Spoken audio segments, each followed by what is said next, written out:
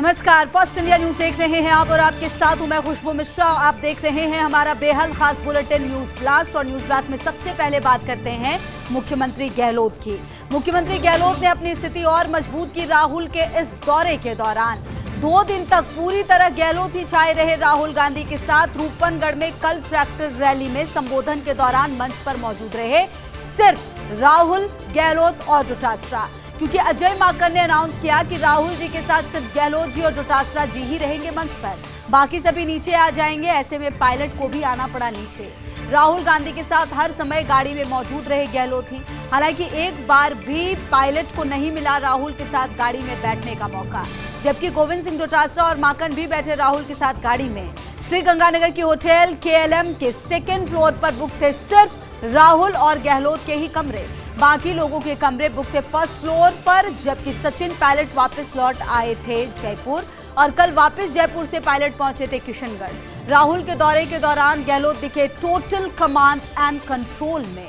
Final में हो चुकी पर्वतसर सभा गहलोत के कहने पर कैंसिल, क्योंकि पर्वतसर में लगवा दिए गए थे सिर्फ राहुल गांधी और पायलट के पोस्टर। और पायलट कैंप के रामनिवास गावड़िया हैं पर्वतसर से विधायक।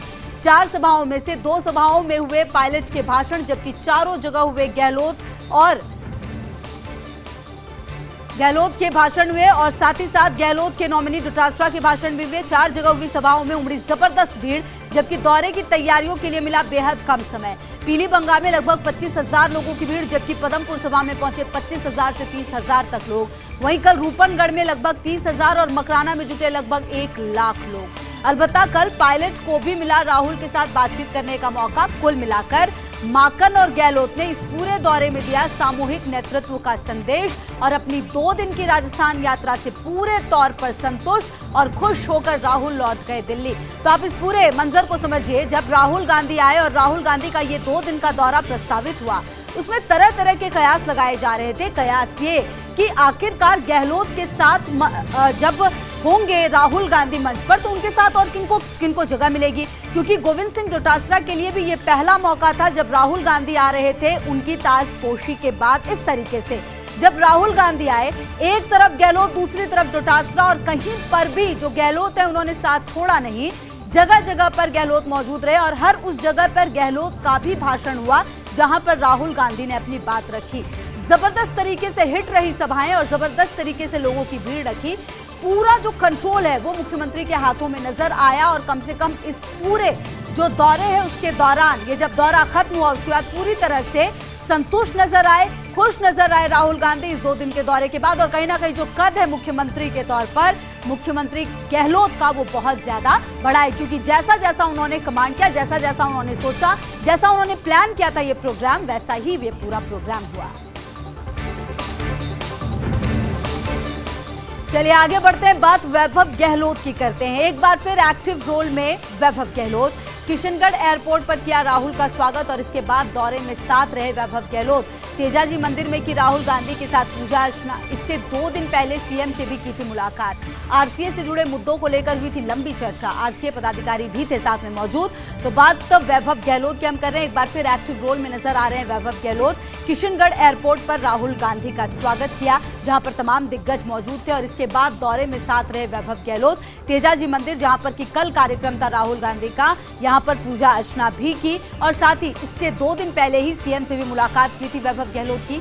आरसीए से जुड़े मुद्दों को लेकर लंबी चर्चा हुई। आरसीए पदाधिकारी भी साथ में मौजूद थे इस पूरे कार्यक्रम के दौरान। और कहीं ना कहीं जो वैभव गहलोत हैं वो लगातार एक्टिव मोड में नजर आ रहे हैं। लगातार हर तरह की सभाएं हो या फिर जहां पर जैसी जरूरत हो वहां पर वैभव गहलोत नजर आते हैं, एक्टिव नजर आ रहे हैं। और एक बार फिर से अगर बात करें तो राहुल गांधी के स्वागत के लिए किशनगढ़ एयरपोर्ट पर नजर आए थे और ठीक 2 दिन पहले सीएम से भी मुलाकात हुई थी। चलिए आगे बढ़ते हैं। हड़ौती में गरमाई प्रदेश भाजपा की सियासत। कोटा के 2 पूर्व विधायक ने राजनीतिक चिंतन शिविर के नाम पर किया ऐलान। कार्यकर्ता बैठक बुलाकर वसुंधरा राजे को सर्वमान्य चेहरा प्रोजेक्ट करने की मांग। रजावत गुंजल ने शिविर के बाद अप्रैल में राजे के नेतृत्व में आंदोलन का किया ऐलान। कहा, प्रदेश सरकार की विफलताएं गिनाने के लिए कोटा से छेड़ेंगे आंदोलन। हम अमित शाह और प्रदेश प्रभारी अरुण सिंह को भी देंगे न्योता। तो आप समझिए, लगातार जिस 2 खेमे की बात होती है, एक बार फिर से उसी बात पर हम आपको बताएं कि हड़ौती में गरमाई है प्रदेश भाजपा की सियासत। कोटा के 2 पूर्व विधायकों ने राजनीतिक चिंतन शिविर के नाम पर ऐलान किया। कार्यकर्ता बैठक बुलाकर वसुंधरा राजे को सर्वमान्य चेहरा घोषित करने की मांग की। राजावत गुंजल ने शिविर के बाद अप्रैल में राजे के नेतृत्व में आंदोलन का ऐलान किया। कहा प्रदेश सरकार की विफलताएं गिनाने के लिए कोटा से छेड़ेंगे आंदोलन। हम अमित शाह और प्रदेश प्रभारी अरुण सिंह को भी देंगे न्योता। तो ये पूरा मामला जहां पर कहीं ना कहीं जो 2 गुट की बात आती है अक्सर, एक बार फिर से ये सामने आई है। राजावत और गुंजल ने शिविर के बाद अप्रैल में राजे के नेतृत्व में आंदोलन का ऐलान किया है। चलिए आगे बढ़ते हैं और गांधी परिवार की बात करते हैं। गांधी परिवार की सोची समझी रणनीति। राहुल और प्रियंका के दौरों में नजर आई रणनीति। 2 दिन पहले प्रयागराज में प्रियंका ने लगाई थी गंगा में डुबकी और आज राहुल ने किए अजमेर में सुरसुरा में तेजा जी के दर्शन। ये कल की बात हम आपको बता रहे हैं कि किस तरीके से पहले प्रियंका गांधी पहुंचती हैं प्रयागराज, प्रियंका ने गंगा में डुबकी लगाई और फिर कल राहुल गांधी ने अजमेर के सुरसुरा में तेजा जी के दर्शन किए। साथ ही भगवा गमछे में भी नजर आए राजस्थान में राहुल गांधी। कलाई पर कलावा बंधवाया और रंग बिरंगी पगड़ी भी पहनी। तुष्टीकरण के मुद्दे पर घेरने वाली भाजपा को दिया एक मैसेज। अलबत्ता इस पूरे घटनाक्रम से सामने आई कांग्रेस की आगामी रणनीति। देखिए आगे आने वाले समय में 5 राज्यों में चुनाव होने हैं। आने वाले समय में लोकसभा चुनाव में हालांकि वक्त जरूर है, लेकिन कहीं ना कहीं साधने की कोशिश सबको है। ऐसे में जरूरी है कि हर तरीके से आगे बढ़े और हर तरीके से समाज के हर वर्ग के लोगों तक पहुंचे। और ये कहीं ना कहीं कांग्रेस समझ गई है। कम से कम प्रियंका गांधी की भी बात अगर आप करें, जब प्रयागराज में उनका रूप सामने आया तो कहीं ना कहीं बहुत सारी चीजें, बहुत सारी बातें सामने आई। बहुत लोगों के मुंह उन्होंने बंद करवा दिए। और उसी तरह बात अगर राहुल गांधी की भी करें, कल जिस तरीके से तेजाजी मंदिर गए और वहां पर दर्शन किया, पूजा अर्चना की, उसके बाद कई महत्वपूर्ण बातें सामने आई और तुष्टीकरण के मुद्दे पर घेरने वाली भाजपा को दिया एक मैसेज। कांग्रेस नेता मल्लिकार्जुन खड़गे राज्यसभा में होंगे नेता प्रतिपक्ष। गुलाम नबी आजाद की जगह लेंगे मल्लिकार्जुन खड़गे। 15 फरवरी को खत्म हो रहा है गुलाम नबी आजाद का कार्यकाल। कांग्रेस अध्यक्ष सोनिया गांधी ने पत्र लिखकर किया अनुरोध। राज्यसभा के सभापति वेंकैया नायडू को लिखा पत्र। मल्लिकार्जुन खड़गे को नेता प्रतिपक्ष बनाने का किया है अनुरोध। तो देखिए जो जगह खाली हो रही है गुलाम नबी आजाद की, उनकी जगह लेंगे मल्लिकार्जुन खड़गे। काफी सीनियर नेता हैं, काफी एक्सपीरियंस और जबरदस्त तरीके का दबदबा रखते हैं कांग्रेस में। और कांग्रेस नेता मल्लिकार्जुन खड़गे राज्यसभा में नेता प्रतिपक्ष होंगे। अब तक ये जिम्मेदारी गुलाम नबी आजाद निभा रहे थे और जबरदस्त तरीके से उन्होंने हर उस मुद्दे पर बात की थी जहां पर बात पार्टी के तौर पर रखनी थी। अब ये जगह मल्लिकार्जुन खड़गे लेंगे। 15 फरवरी को खत्म हो रहा है गुलाम नबी आजाद का कार्यकाल, क्योंकि अब समझिए दिन बिल्कुल कल का दिन है जब ये कार्यकाल खत्म हो जाएगा। ऐसे में कांग्रेस अध्यक्ष सोनिया गांधी को पत्र लिखकर अनुरोध किया गया। राज्यसभा के सभापति वेंकैया नायडू को लिखा पत्र। मल्लिकार्जुन खड़गे को नेता प्रतिपक्ष बनाने का किया है अनुरोध। तो ये बड़ी जिम्मेदारी निश्चित तौर पर होगी मल्लिकार्जुन खड़गे के कंधे पर।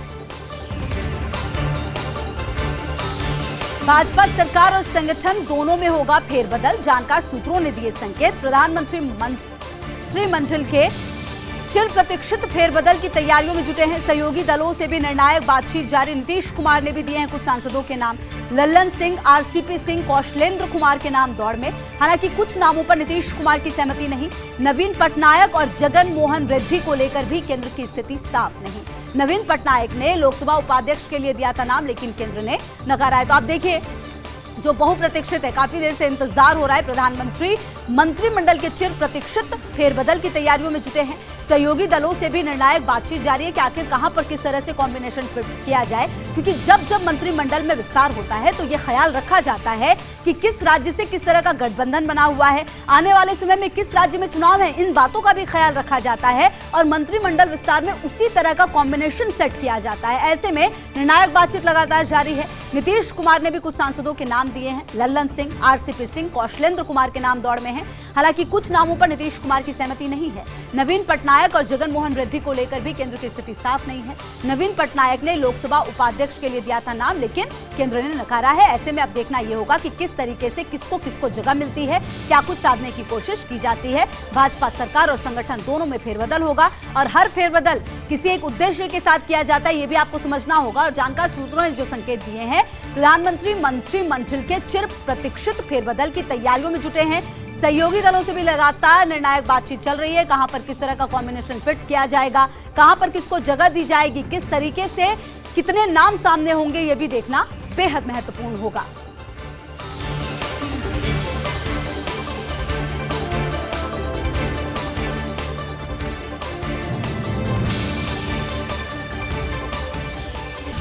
चलिए आगे बढ़ते हैं। मोदी मंत्रिमंडल विस्तार में संघ की होगी महत्वपूर्ण भूमिका। भाजपा संसदीय दल को भी एक नया चेहरा देने की तैयारी में संघ की बैठक में 3 दिन तक हुआ गहन मंथन। राम मंदिर, पश्चिम बंगाल विधानसभा चुनाव, किसान आंदोलन पर चर्चा होने के संकेत। संघ की ओर से कुछ पसंदीदा लोगों की सूची दी जाने की संकेत है। फिलहाल पार्लियामेंट्री बोर्ड में चल रहे हैं 4 पद रिक्त। इन 4 सीटों के लिए धर्मेंद्र प्रधान, देवेंद्र फडणवीस, मुख्तार अब्बास नकवी, प्रकाश जावड़ेकर, रमन सिंह, योगी आदित्यनाथ, निर्मला सीतारमण, स्मृति ईरानी के नाम। किसान आंदोलन में यूपी को लेकर तटस्थ दिखा है केंद्र। तो आप देखिए ये जो पूरा मामला है, कहीं ना कहीं जैसा कि हमने आपको पहले भी बताया, फेरबदल लगातार होने की बात सामने आ रही है। ऐसे में मोदी मंत्रिमंडल विस्तार में संघ की महत्वपूर्ण भूमिका होगी, ऐसा कहा जा रहा है। भाजपा संसदीय दल को भी एक नया चेहरा देने की तैयारी में संघ की बैठक में 3 दिन तक गहन मंथन हुआ। राम मंदिर, पश्चिम बंगाल विधानसभा चुनाव, किसान आंदोलन पर चर्चा होने के संकेत। संघ की ओर से कुछ पसंदीदा लोगों की सूची दिए जाने के भी संकेत हैं। फिलहाल पार्लियामेंट्री बोर्ड में चल रहे हैं 4 पद रिक्त। इन 4 सीटों के लिए धर्मेंद्र प्रधान, देवेंद्र फडणवीस, मुख्तार अब्बास नकवी, प्रकाश जावड़ेकर, रमन सिंह, योगी आदित्यनाथ, निर्मला सीतारमण, स्मृति ईरानी के नाम है। कहीं ना कहीं जो नाम है वो काफी बड़े हैं। आप देखिए हर नाम दूसरे नाम से बड़ा प्रतीत होता है। ऐसे में किसको कहां जगह मिलेगी ये भी देखना बेहद महत्वपूर्ण होगा। चलिए आगे बढ़ते हैं। टीएमसी से राज्यसभा सांसद दिनेश त्रिवेदी के इस्तीफे का मामला। दिनेश त्रिवेदी ने वेंकैया नायडू को सौंपा इस्तीफा। राज्यसभा में बहस के दौरान दिया था इस्तीफा। अब भाजपा में शामिल हो सकते दिनेश त्रिवेदी। 1-2 दिन में बीजेपी में शामिल हो सकते दिनेश त्रिवेदी को गुजरात से वापस राज्यसभा भेज सकती है भाजपा। आप देखिए जिस तरीके से राज्यसभा में बातचीत करते करते ही दिनेश त्रिवेदी ने अपनी अंतरात्मा की आवाज कहा था इसे और इस्तीफा दे दिया था। सभी बहुत चक्के रह गए थे। हालांकि इसके बाद आरोप प्रत्यारोप के दौर भी चले। और अगर आप टीएमसी की बात करें, पिछले सिर्फ 2 महीने में 11 से ज्यादा बड़े जो जनप्रतिनिधि हैं वो टीएमसी का दामन छोड़कर बीजेपी के साथ आ चुके हैं। आने वाले समय में पश्चिम बंगाल चुनाव, ऐसे में किस तरीके से कहां पर हित साधने की कोशिश बीजेपी इन तमाम जनप्रतिनिधियों के साथ करेगी ये भी देखना बेहद महत्वपूर्ण है।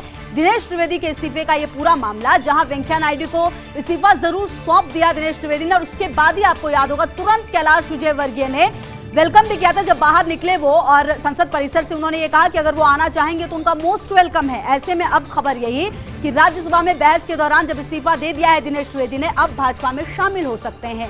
1-2 दिन में बीजेपी में शामिल हो सकते हैं दिनेश त्रिवेदी को गुजरात से वापस राज्यसभा भेज सकती है भाजपा।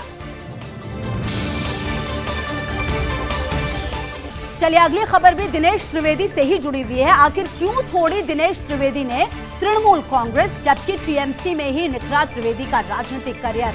लोकसभा चुनाव हारने के बाद अप्रैल 2020 में ममता ने उन्हें भेजा था राज्यसभा। ममता बनर्जी ने ही उनको केंद्र में बनवाया मंत्री भी, लेकिन अचानक 2 दिन पहले राज्यसभा में दिया दिनेश त्रिवेदी ने इस्तीफा। टीएमसी में सुनवाई नहीं होने का आरोप लगाते हुए इस्तीफा दिया। अब 1-2 दिन में भाजपा में हो सकती है दिनेश त्रिवेदी की एंट्री। गुजरात से राज्यसभा भेजे जा सकते हैं दिनेश त्रिवेदी। तो आप ये पूरा मसला समझिए। हालांकि ये कोई नई बात नहीं है।